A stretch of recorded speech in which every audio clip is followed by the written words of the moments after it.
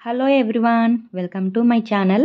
ఈరోజు నేను మీకు ఈ వీడియోలో గుమగుమలాడే చేపల పులుసు ఎలా తయారు చేసుకోవాలో చూపిస్తాను, చూసేయండి. ఫస్ట్ ఒక వెడల్పాటి గిన్నె తీసుకొని అందులో తగినంత ఆయిల్ తీసుకోండి. ఆయిల్ మంచిగా వేడవ్వాలన్నమాట. ఆయిల్ అలా పూర్తిగా వేడైపోయినాక అందులో మనకి సరిపడా ఆనియన్స్ అలాగే పచ్చిమిర్చి రెండు యాడ్ చేసేసి మంచిగా దోరగా వాటిని ఫ్రై చేసేయండి. మంచిగా ఆనియన్స్ బాగా ఫ్రై అవ్వాలన్నమాట. అప్పుడే టేస్ట్ బాగుంటుంది చేపల పులుసుది. అలా వెడల్పాటి గిన్నె పెట్టుకోండి, చాలా ఫ్రీగా ఉంటుందన్నమాట చేపలు ఉడకడానికి కూడా. అలాగా ఫ్రై అయ్యాక అందులో ఉప్పు, కారం, పసుపు అలాగే అల్లం వెల్లుల్లి పేస్ట్ యాడ్ చేసి మంచిగా ఫ్రై చేశాక అల్లం వెల్లుల్లి పేస్ట్ పచ్చి వాసన పోవాలండి. అలా పచ్చి వాసన పోయాక అందులో నీట్గా వాష్ చేసుకున్న చేపల ముక్కలు యాడ్ చేసేయండి. చేప ముక్కలు యాడ్ చేశాక వాటిని ఒక 2 మినిట్స్ వరకు ఫ్రై చేసేయండి ఒక సైడు. ఇలా ఫస్ట్ చేప ముక్కలు ఫ్రై చేయడం వల్ల చేప పులుసు చాలా టేస్టీ వస్తుందండి. ఇదే మెయిన్ సీక్రెట్ అనమాట. చాలామంది ఏం చేస్తారంటే ఫస్ట్ టైం అలా ఫ్రై చేయకుండా డైరెక్ట్‌గా పులుసు యాడ్ చేసి చేస్తారు. అలా కాకుండా ఒకసారి ఇలా ట్రై చేయండి, చాలా బాగుంటుంది. అలా ఒక సైడ్ 2 మినిట్స్ ఫ్రై అయిపోయాక జాగ్రత్తగా ఇంకొక సైడు వాటిని తిప్పేయండి. వీడియోలో చూపిస్తున్నట్టుగా జాగ్రత్తగా తిప్పాలి, లేకపోతే ముక్క చెదిరిపోతుందనమాట. అలా ముక్క చెదిరిపోతే అంత టేస్ట్ అనిపించదు. సో, జాగ్రత్తగా తిప్పుకోవాలి. ఒకసారి ఈ ప్రాసెస్ ట్రై చేయండి. ఇంకా ఎప్పుడు మీరు ఇలాగే ట్రై చేస్తారనమాట. ఎందుకంటే అంత బావుంటుంది. సో, ఇలా ఫ్రై చేస్తుండగానే పక్కన మీరు చింతపండు పులుసు రెడీగా ఉంచుకోండి. చింతపండుని వాటర్‌లో నానబెట్టుకొని రెడీగా ఉంచుకోవాలి. సో, ఇలా తిప్పుతూ జాగ్రత్తగా కలుపుకోండి.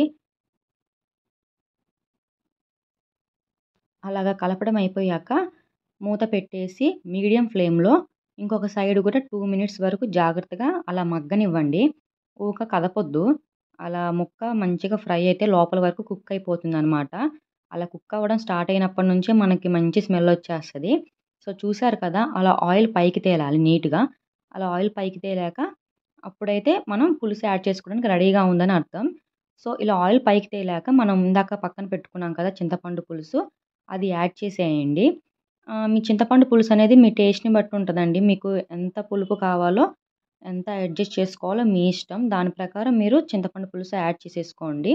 చేపల పులుసు కొంచెం పుల్లగా ఉంటేనే బావుంటది కాబట్టి, టేస్ట్‌కి తగ్గట్టుగా మీరు యాడ్ చేసేసుకోండి చింతపండు పులుసు. అలా యాడ్ చేసుకున్నాక కొంచెం అలా కదపండి. ఎక్కువ కలపొద్దు, ముక్కలు పాడైపోతాయి. స్లోగా, చిన్నగా, నిదానంగా వీడియోలో చూపిస్తున్నట్లుగా గంట పెట్టి నీట్‌గా అటు ఇటు కలపండి చాలు. ఎక్కువగా ఊపడం, బాగా కలిపేయడం అలా చేయొద్దస్సలు.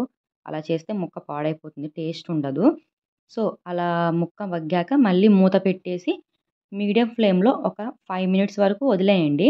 అలా వదిలేసాక దాన్ని మళ్ళీ మూత తీసేసి అందులో కొంచెం ధనియా పౌడర్ యాడ్ చేసేయండి. అలాగే కొంచెం అంతా గరం మసాలా అయిపోయినంక కొంచెం ఫిష్ మసాలా ఉంటది కదండీ! అది కూడా యాడ్ చేసేయండి. యాడ్ చేసేసాక మళ్ళీ మూత పెట్టేసి మీడియం టు లో ఫ్లేమ్‌లో కనీసం ఒక 10 మినిట్స్ వరకు అలా వదిలేయండి. అప్పుడైతే ముక్కకి మంచి మసాలా, చేప బాగా ఫ్రై అవుతుంది. పులుసు కూడా మంచిగా పడుతుందనమాట.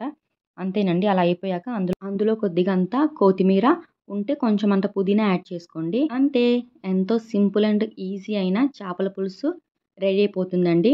ఒక్కసారి ఈ ప్రాసెస్‌లో ట్రై చేయండి. మీరు ఇంకా ఎప్పుడు చేస్తూనే ఉంటారు. అస్సలు మిస్ అవ్వద్దు.